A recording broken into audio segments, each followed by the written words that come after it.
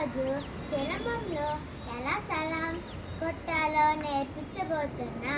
First మన స్టిక్ని ఇలా పట్టుకొని దీన్నే పొజిషన్ అంటారు.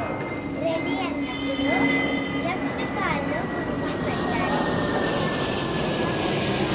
వన్ అన్నప్పుడు ఇలా కిందకి వెళ్ళి ఇలా రావాలి. టూ అన్నప్పుడు తొడని ఇలా కొట్టాలి.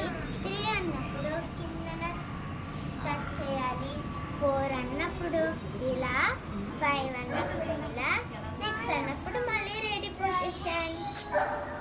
నేను మళ్ళీ ఇప్పుడు చేసి చూపించబోతున్నాను.